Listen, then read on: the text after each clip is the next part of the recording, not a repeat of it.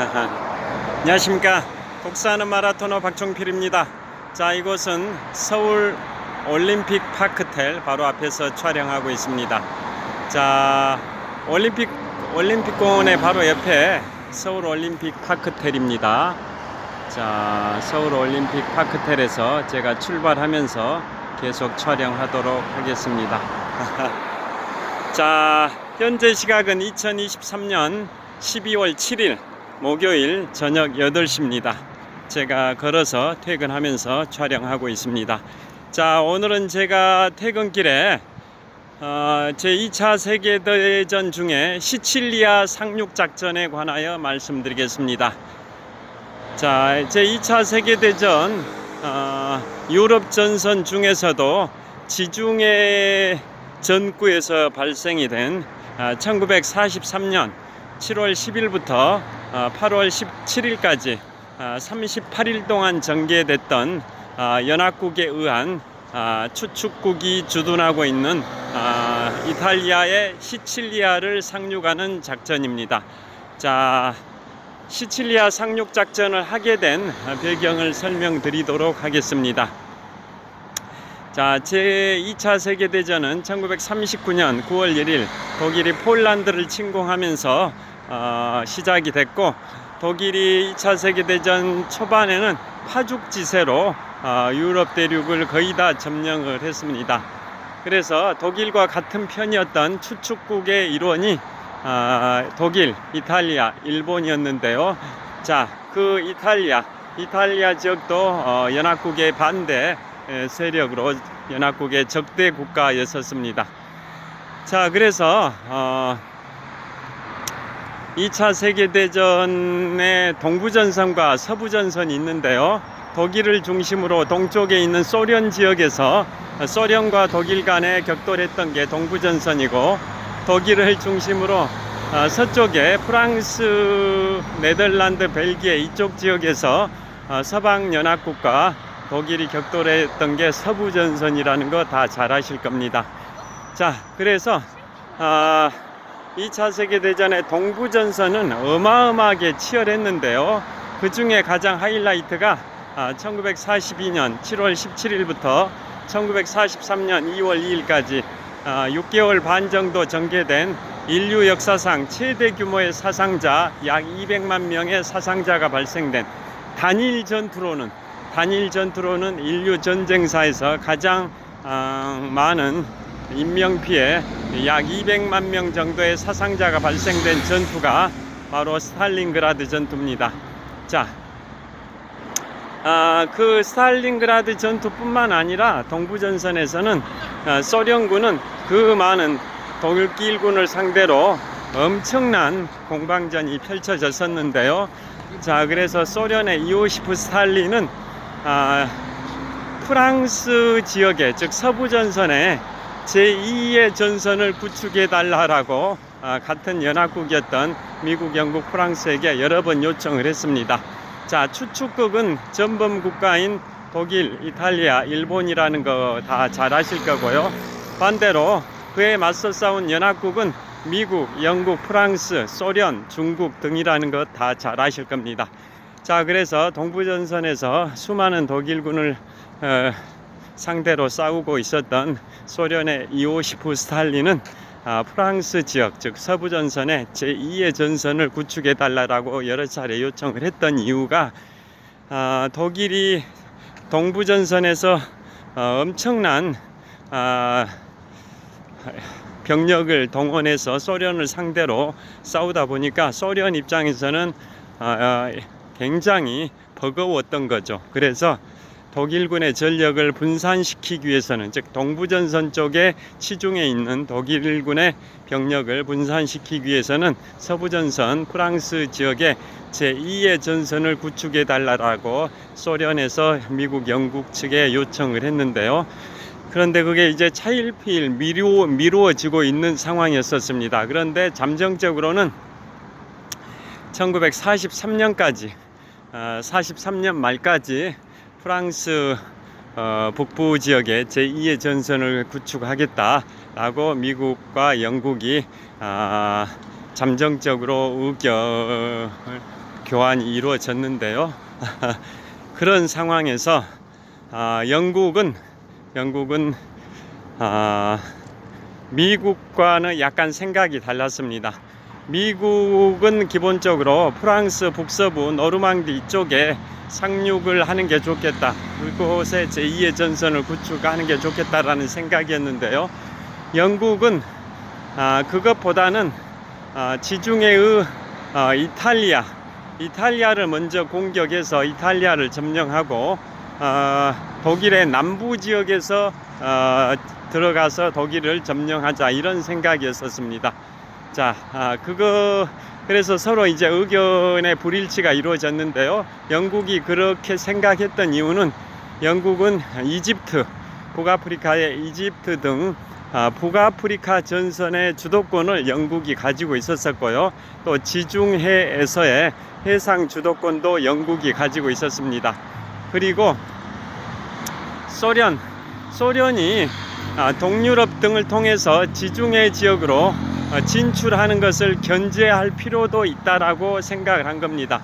소련이나 미국이나 영국이나 다 같은 연합국이긴 하지만 그래도 나중에 소련이 지중해 쪽으로 남진하는 것을 막기 위해서 소련을 견제하는 차원에서 영국 입장에서는 이탈리아를 먼저 점령하고 그 다음에 독일 남부 지역에서 진격해서 독일을 점령하자, 이런 생각을 가졌었는데요.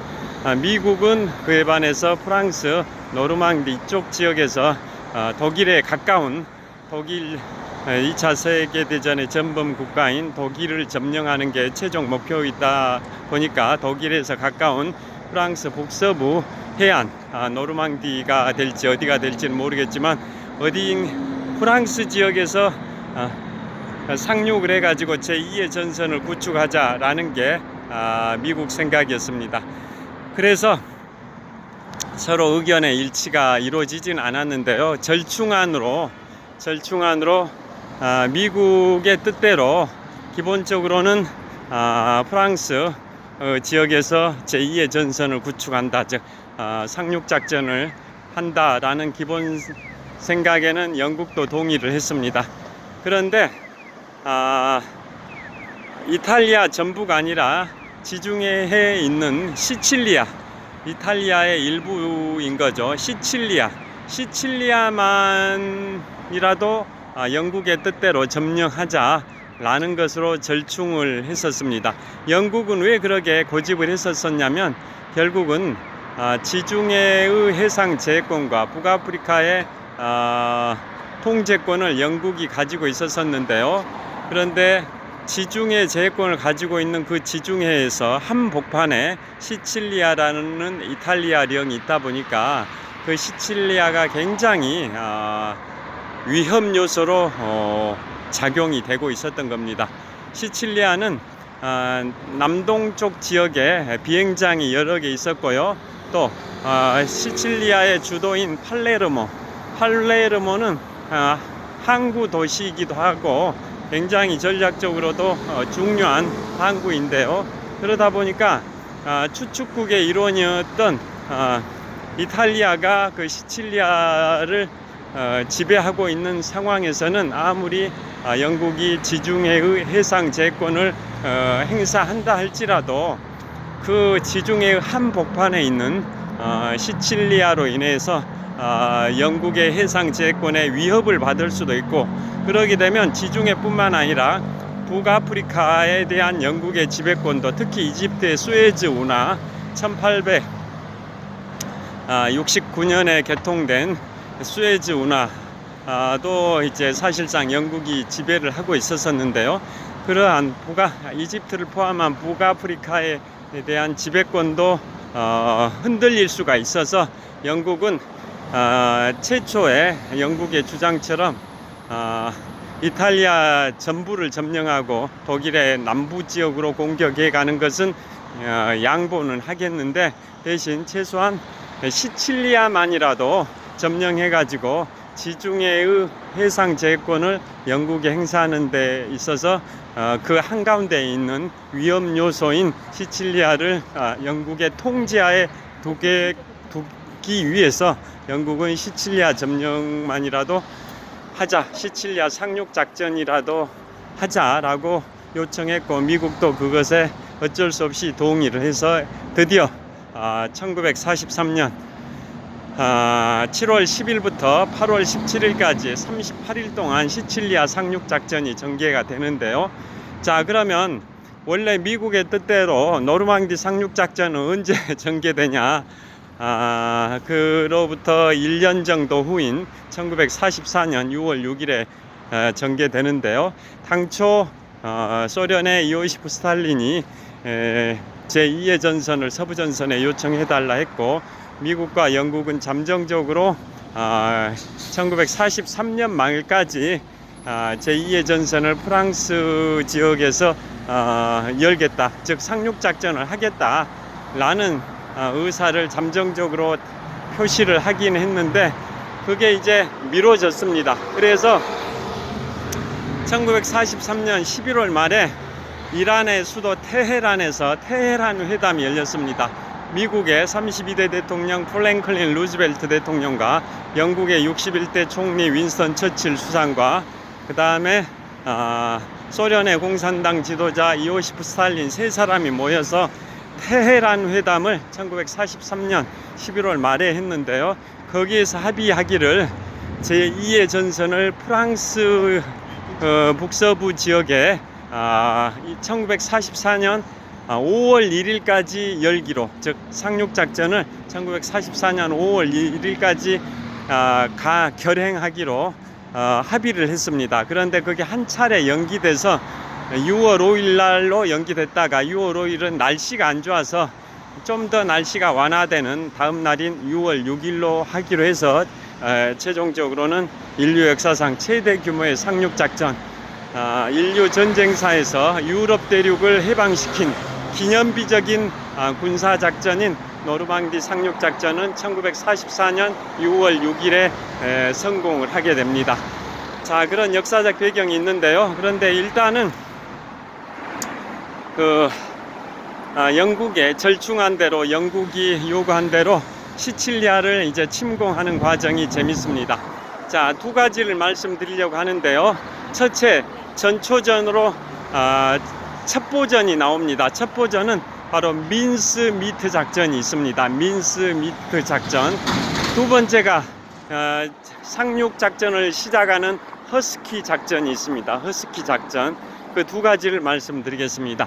자, 민스미트 작전은 전 세계 주요 국가의 사관학교에서 첩보전의 대표적인 사례로 사관생도들이 공부하고 있는 그 사례입니다.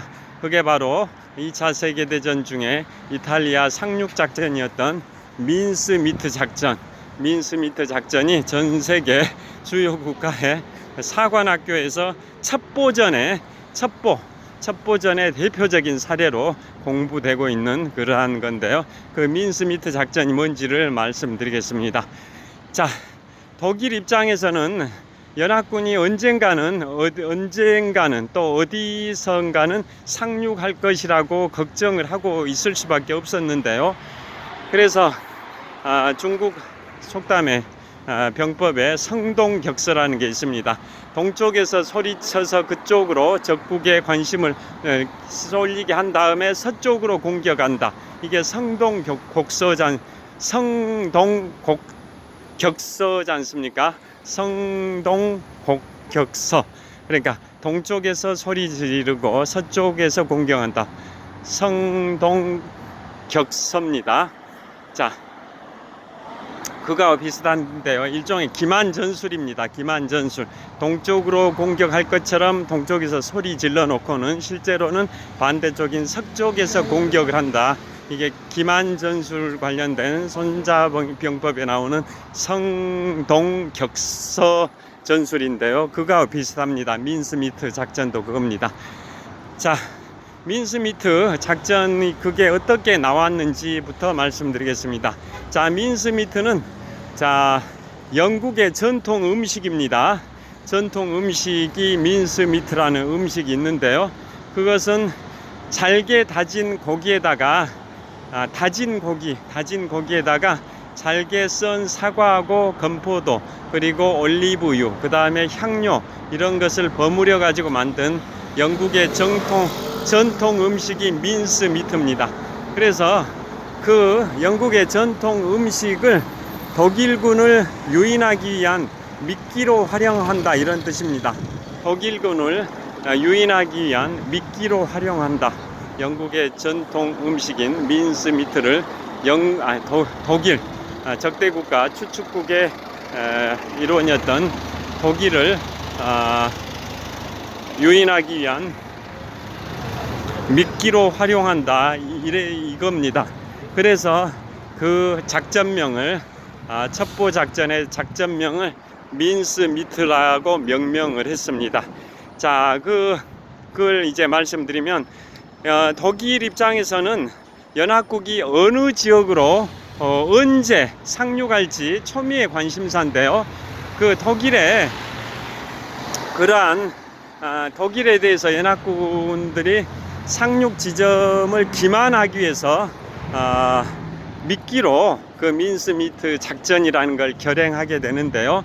자, 결론부터 말씀드리면 그리스나 이탈리아의 사르데냐 지역으로 상륙하는 것처럼 흘립니다. 정보를 흘립니다. 그런데 실제로는 시칠리아로 상륙을 한 거죠. 그리스 또는 이탈리아의 샤르데냐라는 섬으로 상륙하는 걸로 정보를 흘렸는데 실제로는 시칠리아로 상륙합니다. 손자병법에 나오는 성동격서 전술하고 비슷한 겁니다. 자, 그래서 그 아이디어는 누가 냈냐면 영국군의 공군 중위가 아이디어를 냈습니다. 저도 대한민국의 공군학사장교 사관 후보생 90기 출신인데요. 우리나라 최초의 비행단인 6.25 한국전쟁 당시에 창설된 광주광역시의 공군 제1전투비행단에서 공군 중위로 전역을 했습니다. 자, 그 민스 미트 작전 아이디어는 영국의 공군 중위가 아이디어를 냈고요. 어떤 내용의 아이디어냐면, 자, 영국의 한 병원에서 시신을 하나 구합니다. 시신 한 구를 구해가지고 그 시신의 안주머니에다가 가짜 신분증을 넣습니다.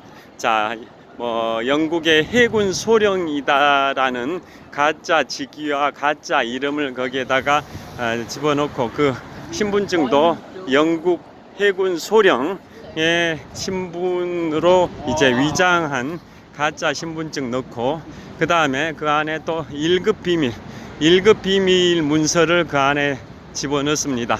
자, 그 1급 비밀 문서의 내용인즉슨 연합국이 상륙하는 지점이 그리스 아니면 이탈리아의 샤르데냐, 그리스 또는 이탈리아의 샤르데냐 둘 중에 하나다 라는 취지의 1급 문서, 1급 기밀 문서입니다. 탑시크리트를 거기에다 집어넣습니다. 그래가지고 그것을 해안에다 떨어뜨립니다. 그러면 독일군이 그걸 발견하게 되면 이 시신이 어디에선가 비행기를 타고 이동하다 추락해 가지고 사망한 시신이구나. 몸을 수색해 보니까 그 주머니 안에는 영국 해군 소령의 신분증을 가지고 있고 그 다음에 1급 기밀 문서가 들어있는데 그 문서의 내용에는 연합군의 상륙 지점이 그리스 또는 이탈리아의 샤르데냐로 되어 있구나 하고 생각을 하고 독일군 입장에서는 그리스 지역과 이탈리아의 샤르데냐 지역을 철저하게 철통같이 방어하는 연합국의 상륙작전에 대비해서 그리스와 이탈리아의 샤르데냐 지역을 철통같이 방어하고 연합국이 진짜 의도한 시칠리아는 상대적으로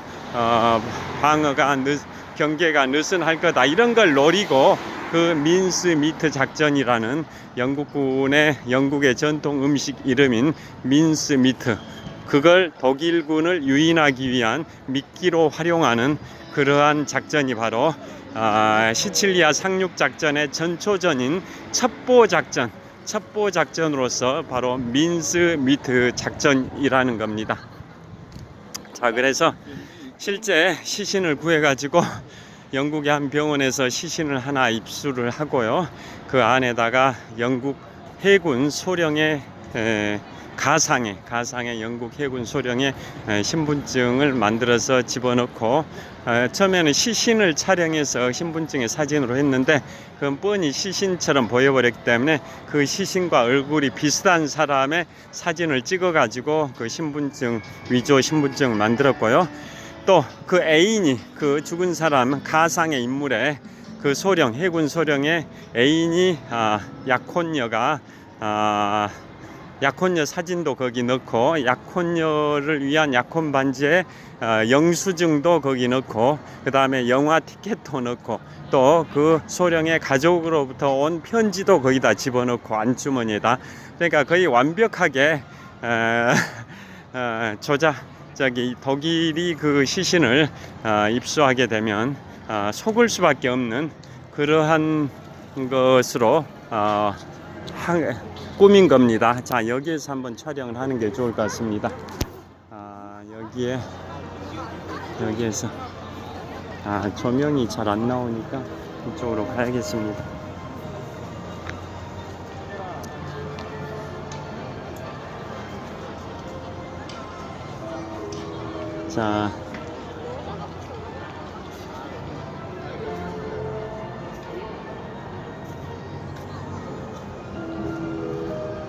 자, 크리스마스 트리 보이실 겁니다. 자, 크리스마스 트리가 있는데 저기에서 촬영해야겠습니다. 어제 촬영했던 지점에서. 자, 어제 촬영했던 지점에서 촬영을 하도록 하겠습니다.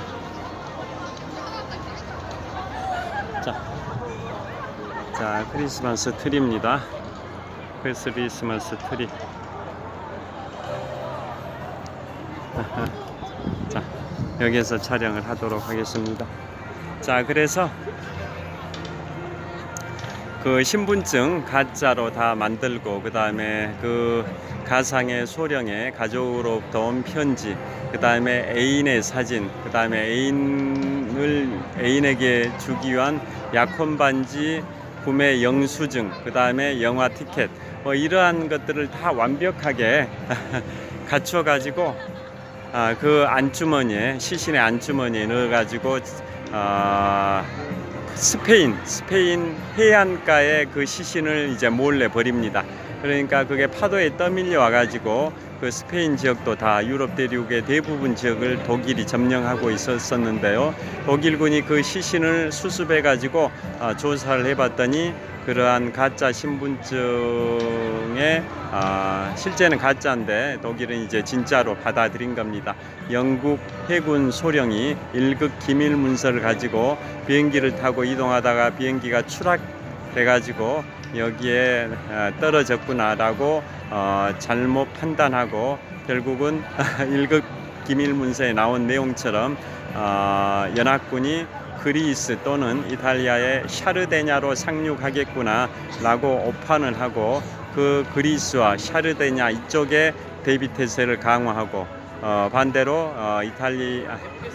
연합국이 진짜 의도했던 시칠리아는 방어가 상대적으로 소홀한 그 형국이 상황이 조성이 됩니다. 그래서 결국은 상륙작전 개시는 1943년 7월 9일 밤 11시 반에 공수특전단이 먼저 강화를 합니다. 자, 1년쯤 후에 있는 1944년 6월 6일 노르망디 상륙작전도 영국군과 미국군, 캐나다군이 주도를 했었는데요. 물론 일부 프랑스의 레지스탕스도 있긴 했었는데요.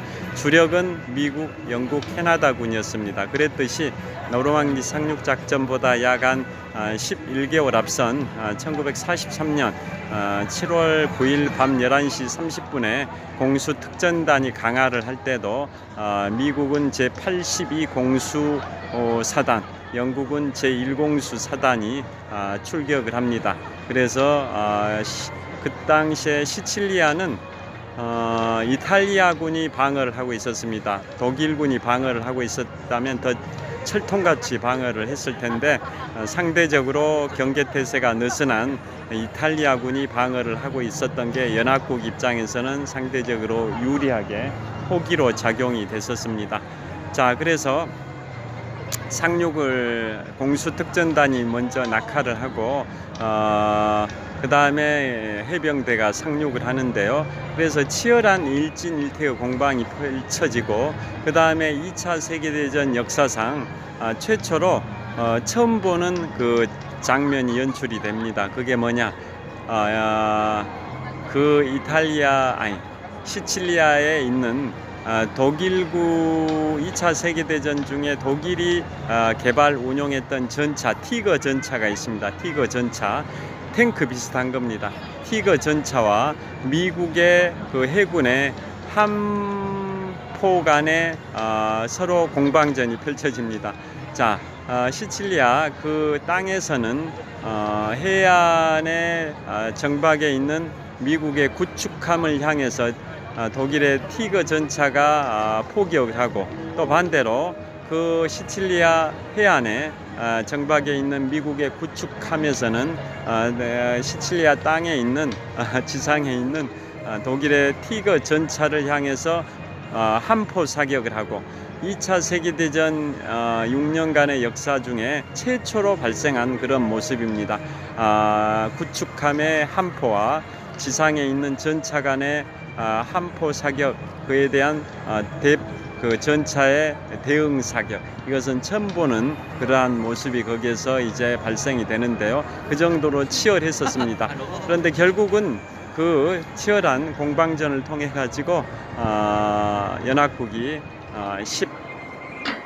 총 38일 동안 1943년 7월 10일부터 8월 17일까지 총 38일 동안 전개된 시칠리아 상륙작전에서 성공을 하는데요. 그곳에 방어를 하고 있었던 이탈리아 군들을 다 괴멸시키진 않고, 괴멸시키지 못하고 이탈리아군은 독일군의 지원을 받아서 이탈리아 반도 본토로 상당수의 병력이 안전하게 퇴각을 합니다. 그러니까 연합국 입장에서는 절반의 승리에 그쳤었습니다. 그래서 나중에 다시 이탈리아 본토 상륙을 할 때 또 치열한 공방이 펼쳐지는 것은 나중의 역사인 거고요. 오늘 말씀드리고 있는 시칠리아 상륙작전, 시칠리아 섬이죠. 시칠리아 상륙작전은 1943년 7월 10일부터 8월 17일까지 38일 동안 전개된 그 연합국의 시칠리아 상륙작전은 일진일퇴의 그 공방 끝에 결국은 연합국이 시칠리아를 점령을 하게 됐습니다. 자, 그런데 여기서 좀 재밌는 얘기가 있습니다. 자, 그래서 그 기만전술이 바로 민스미트 작전인데요. 자, 그것에 독일군들이 속아가지고 결국은 샤르데냐와 그리스 쪽에 대비태세를 강화한 반면에 시칠리아 쪽은 대비태세를 강화시키지 못해가지고 연합국들이 그래도 비교적 수월하게 상륙을 했습니다. 그런데 그래도 엄청난 피해가 발생이 됐습니다. 그래서 상륙을 할 때 시칠리아 섬의 남단에 젤라라는 지역이 있습니다. 젤라는 미 7군이 담당을 했습니다. 미 7군, 우리나라에 있는 미군은 미 8군인데요. 주한 미 8군 사령부 아실 겁니다. 그런데 그 당시에 시칠리아 상륙작전을 주도했던 미군은 미 제7군입니다. 조지 패튼 장군이 주도하는 미 제7군이 시칠리아 섬의 남단의 젤라 지역에 상륙을 하는데, 상륙 첫날만 해도 미국 사상자가 약 2,300명이 발생이 됐습니다. 전사자 플러스 부상자 합한 걸 사상자라고 하는데요. 첫날 1943년 7월 10일 첫날만 해서 미군의 사상자가 약 2,300명 발생했습니다. 자, 태평양 전쟁에서 이오지마 전투에 관해서 어제 소개해 드렸는데요. 이오지마 전투에서 첫날 상륙할 때, 이오지마 섬을 상륙할 때 미군의 사상자가 약 2,500명 정도였는데요. 그것에 육박하는 약 2,300명 정도의 사상자가 시칠리아 상륙작전 첫날에만 그렇게 발생을 했습니다. 그리고 그로부터 약 11개월 후인 1944년 6월 6일에 노르망디 상륙작전에서는 총 5개 해변이 있었는데요. 가장 많은 사상자 발생된 해변이 그 상륙하는 그 당일 1944년 6월 6일 상륙작전 그 당일날 미군이 담당했던 오마하 해변에서 사상자가 약 3천여 명이 발생되고요. 나머지 영국군이 담당했던 골드 해변, 그 다음에 또 영국군과 자유 프랑스군이 공동으로 담당했던 그 소드 해변, 그 다음에 캐나다군이 담당했던 주노 해변, 그 다음에 또 뭐 미국이 담당했던 유타 해변, 뭐 이런 지역들 총 5개 해변 중에 미군이 단독으로 담당했던 오마하 해변에서만 그 첫날 3천여 명의 사상자가 발생됐고, 나머지 4개 해변은 전부 다 통틀어도 2천여 명의 사상자만 발생이 됐습니다. 그러니까 미군이 담당했던 오마하 해변이 그만큼 독일군의 그 기관총, 대포, 이런 지뢰, 이런 것들이 잘 무장이 되어 있었기 때문에 운이 안 좋게 미군이 담당했던 오마하 해변에서만 약 3천여 명의 사상자 발생되고, 나머지 4개의 해변은 통틀어서 2천여 명의 사상자. 그래서 노르망디 상륙작전 전체적으로는 총 5개 해변에서 약 5천여 명의 사상자가 발생이 됐는데요. 아까 말씀드린 태평양 전선의 이오지마 전투는 1945년 2월 19일부터 3월 26일까지 36일 동안 전개된 이오지마 전투에서는 첫날만 해서 약 2,500명의 사상자가 발생됐었고, 그런데 시칠리아 상륙작전에서는 첫날에만 2,300명 정도의 사상자, 미군 사상자만 말씀드린 겁니다. 그렇게 피해가 컸었습니다. 그리고 결정적으로 그렇게 치열한 공방이 있다 보니까 처음에 1차 공수작전에서 북아프리카의 티니지에 있었던 미국 제82 공수사단의 병력이 1차적으로 공수작전에 투하가 됐는데요. 그렇게 치열한 공방전을 통해 가지고 많은 수의 미군의 피해가 발생되다 보니까 결원을 보충하기 위해서 2차 공수작전을 펼칩니다. 2차 공수작전을 펼치는데요. 그거 역시 북아프리카 티니지에 주둔하고 있었던 미국의 제82 공수사단의 504 연대 병력이 수송기 C-47 수송기를 타고 다시 시칠리아로 야간 비행을 통해 가지고 이동을 하는데요. 결정적으로 큰 사건이 발생이 됩니다. 왜냐? 대공포, 시칠리아를 점령하고 있던 미군이 점령을 했죠. 원래 이탈리아군이 방어를 하고 있었는데 미국이 1차 상륙을 통해 가지고 그 시칠리아를 점령을 하고 대공포를 다 구축을 해놨죠. 대공포라는 것은 하늘에 전투기들이나 수송기가 다가오면 격추시키는 게 대공포지 않습니까? 그래서 그 미군의 대공포가 시칠리아에 배치가 됐었는데요. 자, 그 대공포들이, 미군의 대공포가 2차 공수작전